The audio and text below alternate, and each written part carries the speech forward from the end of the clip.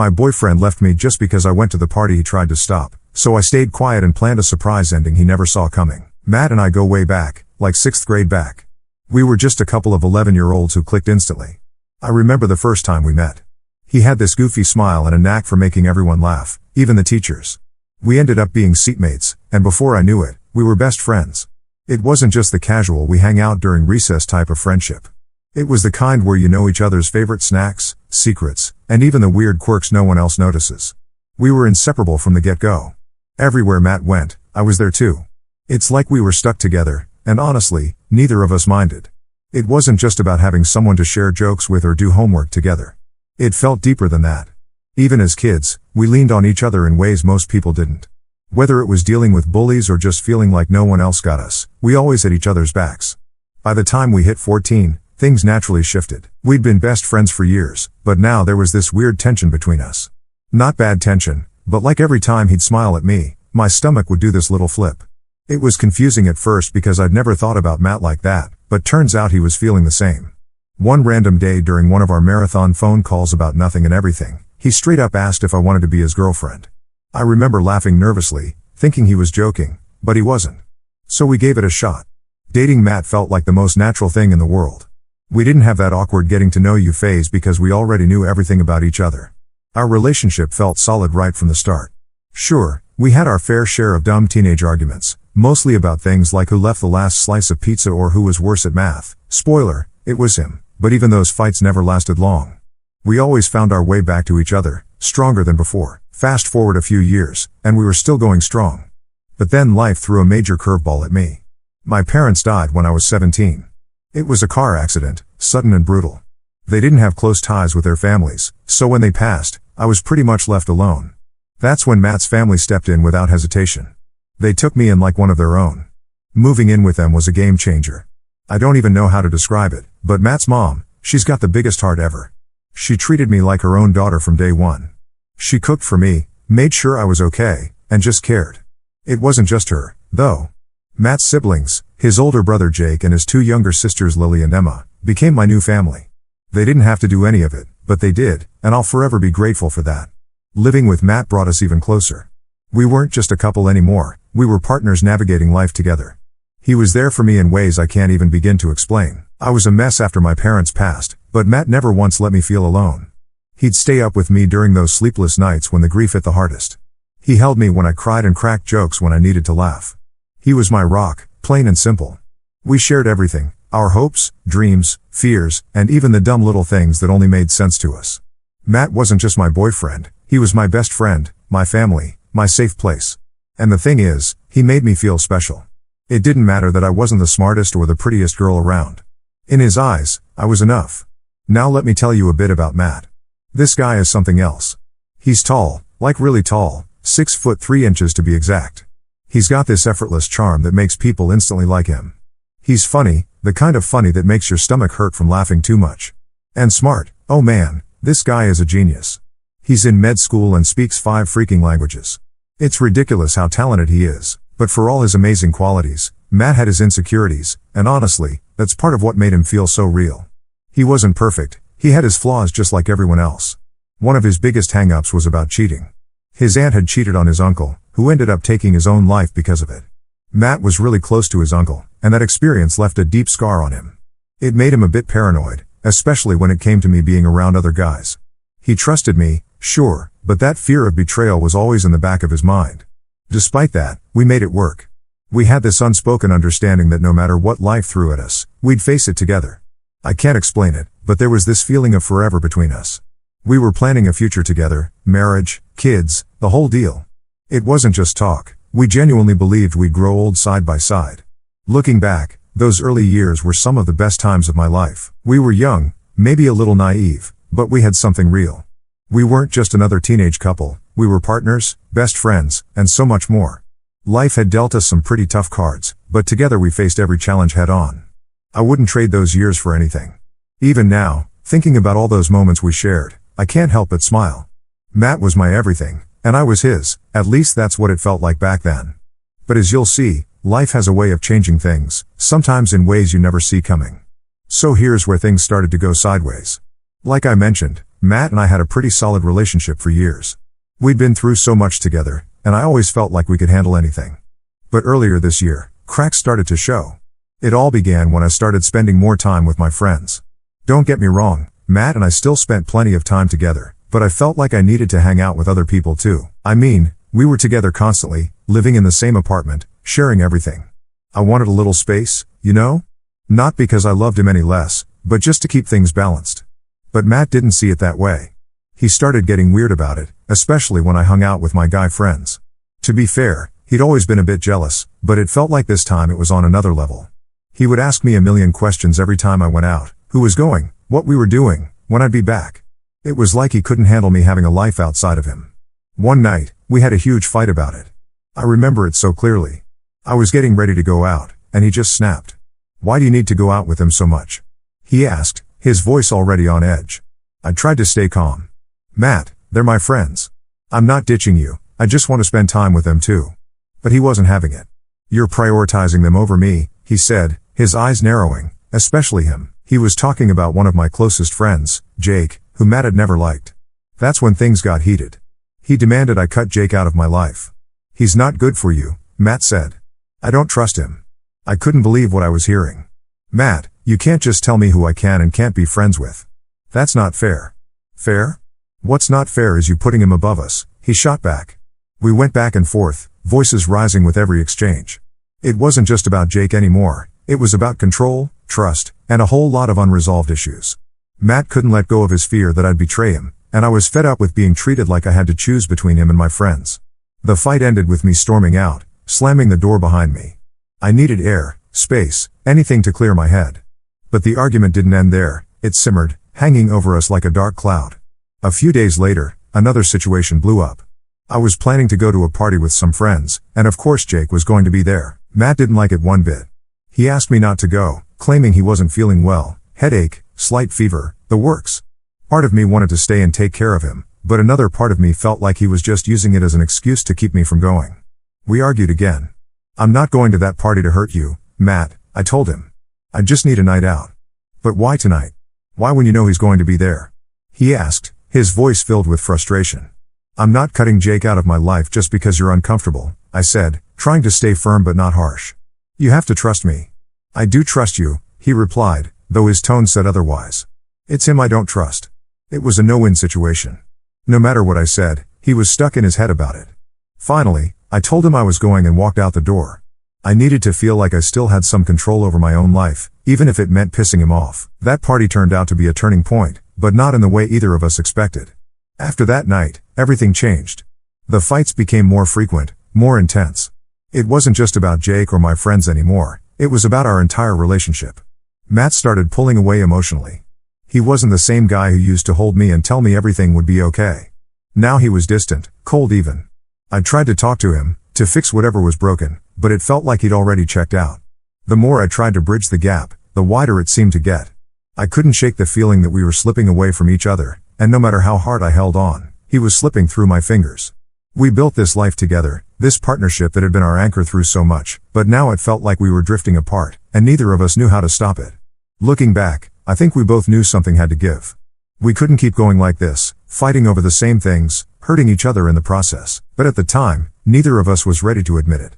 We were stuck in this cycle of blame and resentment, and it was tearing us apart from the inside. I wanted to believe we could get back to where we were, to that unbreakable bond we once had, but deep down I knew things had changed. The foundation of our relationship had cracks, and no matter how much we tried to patch them up, those cracks kept spreading.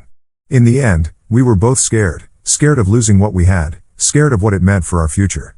And that fear, more than anything else, was what kept us holding on, even as everything else was falling apart. That night, I'll never forget it. It was supposed to be just another party, you know? One of those where you hang out with friends, laugh, and forget about all the stress for a bit. But instead, it turned into the worst night of my life, one that would change everything between Matt and me. I was already tense when I left for the party. The fight with Matt was still fresh in my mind. He didn't want me to go, especially since Jake would be there. He had this look, almost like he knew something bad was going to happen. But I was stubborn. I needed to prove to myself, and maybe to him, that I could still have my own life outside of our relationship. The party was in full swing when I arrived. The music was loud, people were laughing, dancing, just letting loose. It was exactly what I needed, or at least that's what I thought. I tried to push the argument with Matt to the back of my mind and just enjoy the night. I remember hanging out with a group of friends, catching up and just talking about random stuff. Jake was there, of course, but I didn't think much of it. We'd been friends for years, and I trusted him despite Matt's suspicions. The night went on, and everything seemed fine. At some point, though, I started feeling weird, not like sick or anything, just off. It's hard to explain. I felt lightheaded, and my body felt heavy, like I was moving through water. I figured maybe I was just tired or maybe overwhelmed from the fight earlier, so I decided to find a quiet spot to lay down for a bit. There was a room in the back of the house, far from all the noise. It seemed like the perfect place to just take a breather. I slipped in, closed the door, and laid down on the bed. The softness of the mattress was comforting, and for a moment, I felt myself relax. I must have dozed off because the next thing I knew, I was waking up to the worst nightmare imaginable. It was disorienting at first. I remember opening my eyes and seeing shadows moving in the dim light. I tried to sit up, but I couldn't. That's when I realized there were people in the room with me, my so-called friends. I won't go into the details, but what they did to me, it shattered something inside me. I remember screaming, thrashing, trying to fight them off, but my body felt weak. I couldn't scream loud enough, I couldn't move fast enough. It felt like I was trapped in my own body, helpless and terrified. Then, out of nowhere, a girl I didn't even know, burst into the room. She must have heard me screaming. She came in yelling, pulling the guys off me. Her voice was like a lifeline, dragging me out of the nightmare. More people started showing up after that. Chaos erupted. The guys who hurt me got beaten up pretty badly. I can still hear the sounds of fists hitting flesh, the yelling, the chaos. Someone called the cops, and everything after that was a blur. I remember being taken to the hospital, the bright lights, the questions from the nurses and police. I felt numb, like I wasn't even in my own body anymore. The shock, the fear, it was overwhelming. 2 of the guys were arrested on the spot. The third managed to dodge the worst of it because he hadn't done as much, but honestly, none of that mattered to me in that moment. I was broken, shattered into pieces I didn't know how to put back together. I'll never forget the look on Matt's face when he saw me at the hospital. I had called him in a panic, barely able to get the words out. When he arrived, his eyes were filled with a mix of rage, heartbreak, and helplessness. He held me so tightly, like he was trying to piece me back together with his arms alone. But even then, I could feel the distance starting to form between us. In the days that followed, I felt like I was walking through a fog. Everything seemed distant, like I was watching my life from the outside. The police came around to take my statement, and while they were supportive, it didn't make the trauma any easier to bear. I had nightmares every night, reliving those horrifying moments over and over again. Matt tried to be there for me, but I could tell he was struggling too. He was always the strong one, the one who held me up when I couldn't stand, but now we were both broken in our own ways. He blamed himself for what happened to me at the party. I could see it in his eyes, even though he never said it out loud. The party had become a turning point, not just for me but for us. Our relationship had always been strong, built on trust and love, but now it felt like we were standing on a crumbling foundation. The trust was still there, but it was cracked, fragile. And the love, it was still there too, but it was buried under layers of pain and guilt. I didn't know how to move forward, how to heal from what had happened. All I knew was that the life I had before that night was gone, replaced by a new reality I wasn't ready for. And Matt, he was trying to be my rock, but even rocks can crack under enough pressure. After that night, nothing felt the same. I mean, how could it? I thought things between Matt and me would go back to normal eventually, but instead it felt like there was this invisible wall between us, and no matter how hard I tried to tear it down, it stayed up. In the beginning, Matt was everything I needed.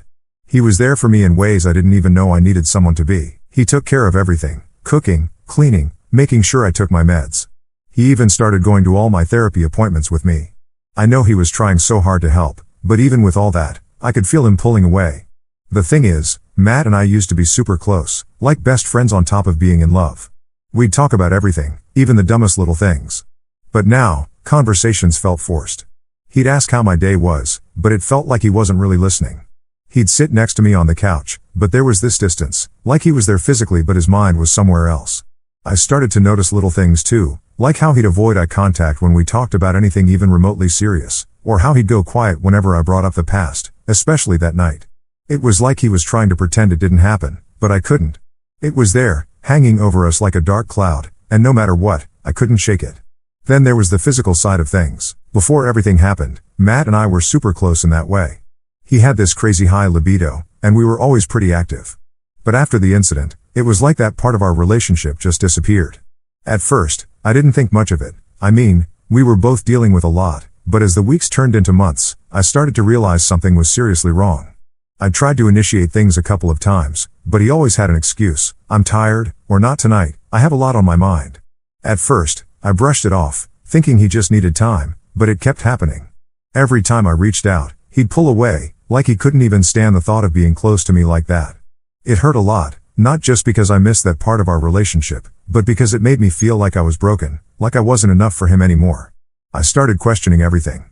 Was it me? Was it what happened? Did he not find me attractive anymore? I couldn't stop those thoughts from creeping in, and the more they did, the more insecure I felt. One night, I tried to talk to him about it. I worked up the courage, sat him down, and asked him straight out, Matt, what's going on with us? Why do you keep pulling away? He looked at me with this tired expression, like he wanted to say something but couldn't find the words. After a long silence, he finally said, I'm just dealing with a lot right now. It's not you, I promise. But that wasn't enough for me. Matt, we used to be so close.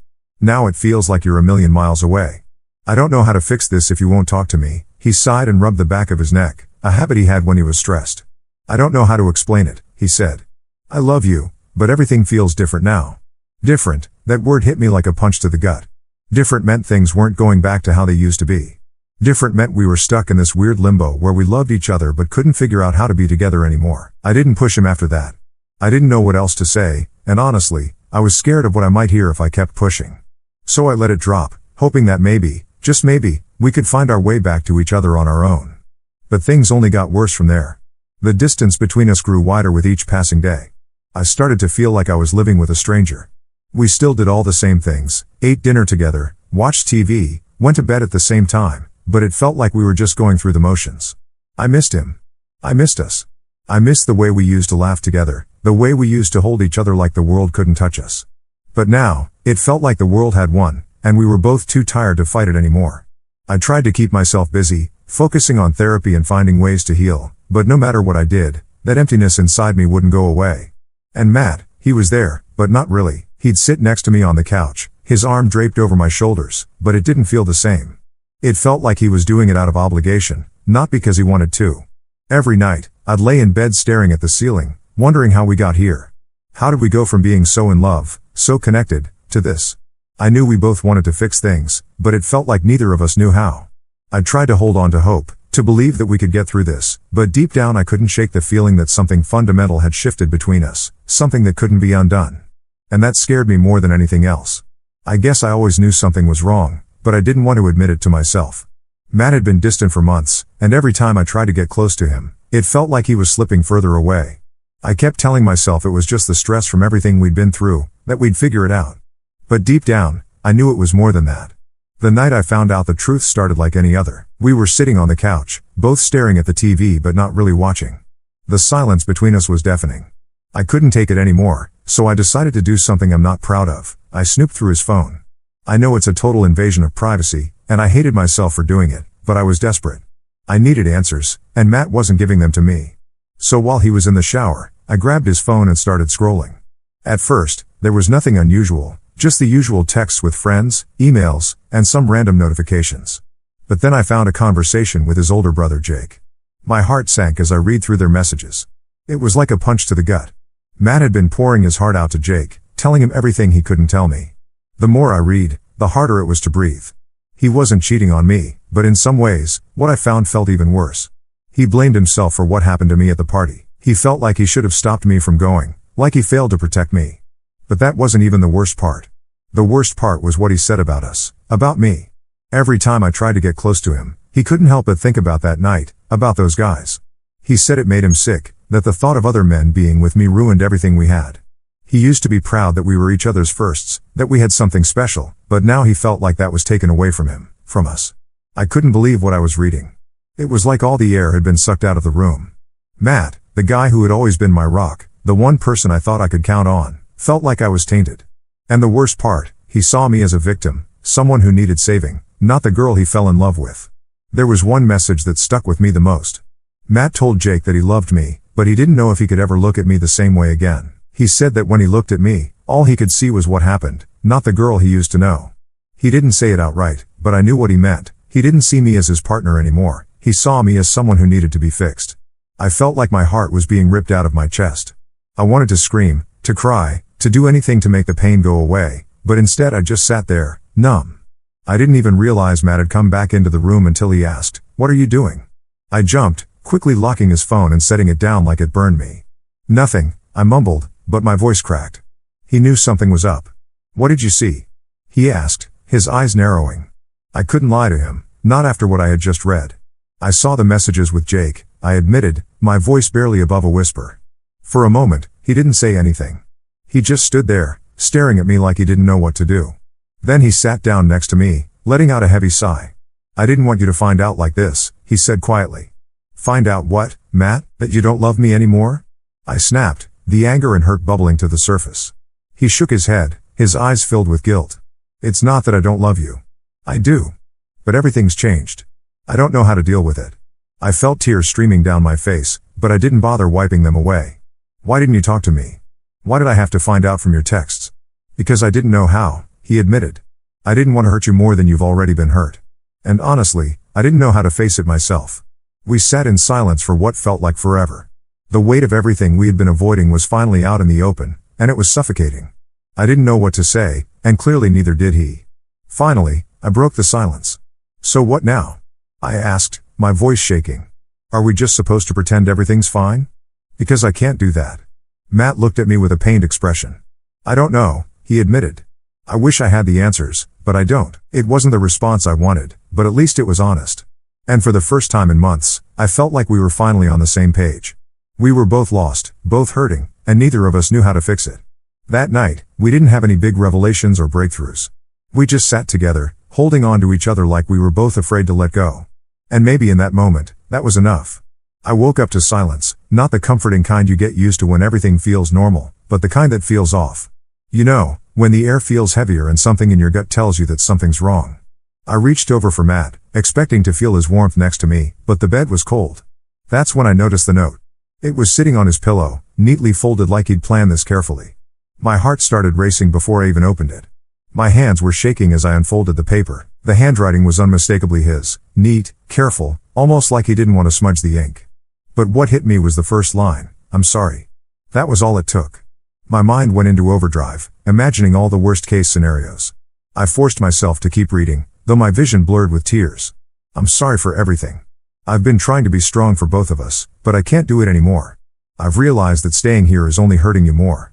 You deserve better than someone who sees you through the lens of pain and fear. I wish I could be the man you need, but I failed you. I can't be that person anymore." I stopped reading for a second, choking on my breath. I couldn't believe what I was seeing. He was gone. He wasn't just leaving for the day or a weekend trip, he was leaving us, the life we built, the promises we made. Gone. "Please don't think this is your fault. It's not. This is all on me. I've tried to push through, but every time I look at you, I'm reminded of what happened, and I hate myself for not being able to let it go. You need someone who can love you without any shadows hanging over them, and I'm not that person anymore." I read those words over and over, hoping they'd start to make sense, but they didn't. How could he think leaving me was the answer? After everything we'd been through, all the nights we spent trying to hold each other together, this is where we ended up? "I'm leaving because I love you too much to keep hurting you. I know it doesn't feel like love right now, but it's the only way I know how to protect you from the mess I've become. Please don't wait for me. Move on. Find happiness. You deserve that." I threw the note across the room. I couldn't take it anymore. The weight of his words crushed me. I felt betrayed, abandoned, but most of all, I felt empty. The one person who was supposed to stick by me, who promised we'd get through this together, was gone. I sat on the edge of the bed, staring at the note lying crumpled on the floor. Every part of me wanted to scream, to cry, to break something, but I couldn't move. It was like my body had shut down, refusing to process the reality of what just happened. Matt wasn't coming back.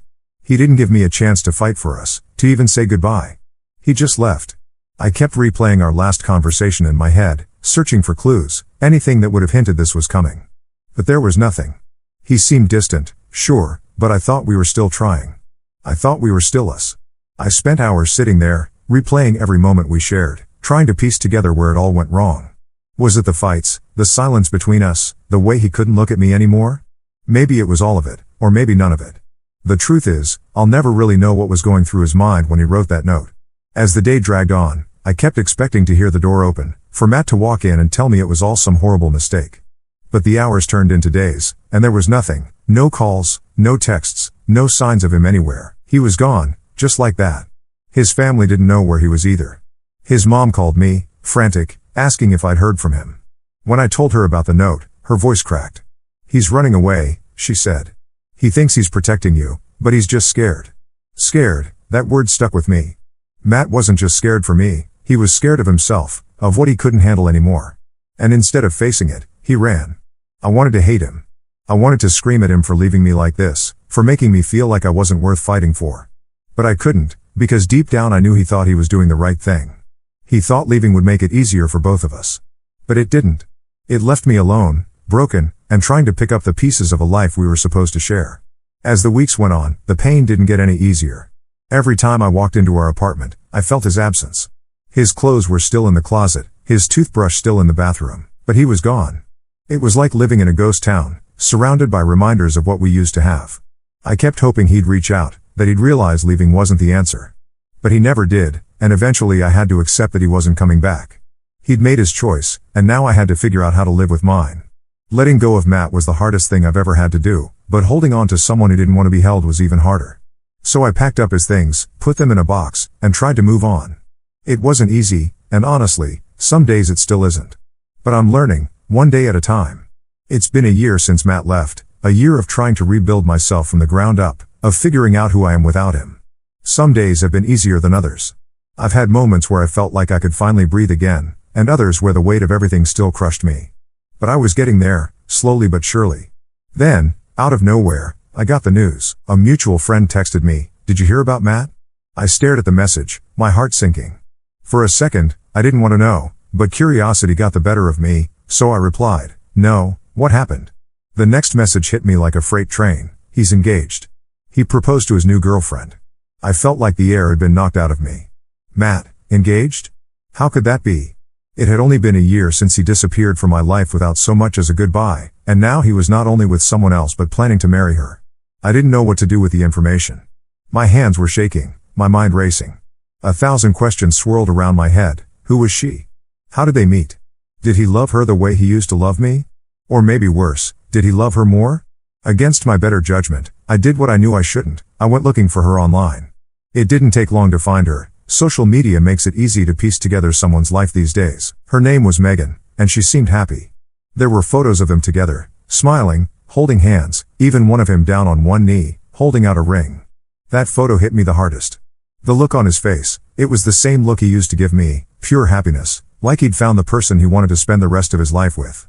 And now that person was her. I stared at the picture for what felt like hours, tears streaming down my face. I couldn't wrap my head around it. How could he move on so easily? How could he be so happy while I was still trying to pick up the pieces? The worst part was that I couldn't even be mad at him. Deep down, I knew Matt wasn't a bad guy. He didn't leave me to hurt me, he left because he thought it was the only way to help me heal. But seeing him with someone else, knowing he'd found happiness again, it felt like a punch to the gut. For the next few days, I went through a whirlwind of emotions: anger, sadness, jealousy, confusion. I wanted to hate him, to scream at him for moving on, but I also wanted to be happy for him. After all, wasn't that what I had been trying to do? Move on, find happiness? I talked to my therapist about it, trying to make sense of everything. She reminded me that healing looks different for everyone. You've been focusing on yourself, and that's important, she said. But Matt's journey is his own. His happiness doesn't take away from yours. Her words made sense, but it didn't make the pain any easier to bear. I still felt like I had been left behind while Matt had gone on to build a new life. I kept asking myself, was I not good enough? Was our love not strong enough? But deep down, I knew it wasn't about that. It was about timing, about circumstances neither of us could control. A few weeks after finding out, I decided to stop looking at Megan's profile. It wasn't healthy, and it wasn't helping me move on. Instead, I focused on what I had accomplished in the past year. I'd found a new job, made new friends, and started rebuilding my confidence. I was learning to be okay on my own, even if it wasn't easy. One day, I ran into that same mutual friend who had told me about Matt. We got coffee, and of course the topic came up. "You doing okay?" they asked, their eyes filled with concern. I nodded, though I wasn't sure if I was being entirely honest. "Yeah, I'm getting there. It's just weird, you know? Seeing him happy with someone else." They gave me a small smile. "I get that. But you know, he's not the only one who deserves happiness. You do too." Their words stuck with me. Maybe I had been so focused on what Matt was doing that I forgot about myself. I deserved happiness too. I deserved to find someone who would love me for who I am, scars and all. And maybe that someone wasn't Matt. Maybe it was someone I hadn't met yet, or maybe it was just about learning to love myself first. That day, I made a promise to myself. I would let go of Matt, not just physically, but emotionally. I would stop comparing my journey to his, stop holding on to the past like it was the only thing that defined me. It wasn't going to be easy, but I owed it to myself to try. Matt was a part of my life, a big part, but he wasn't the end of my story. He had his chapter, and now it was time for me to write my own, one that didn't revolve around him, but around me, my growth, my happiness, my future. And so I took a deep breath, closed my laptop, and took the first step forward. 1 year later, I might not have all the answers, but I'm learning, and that's enough.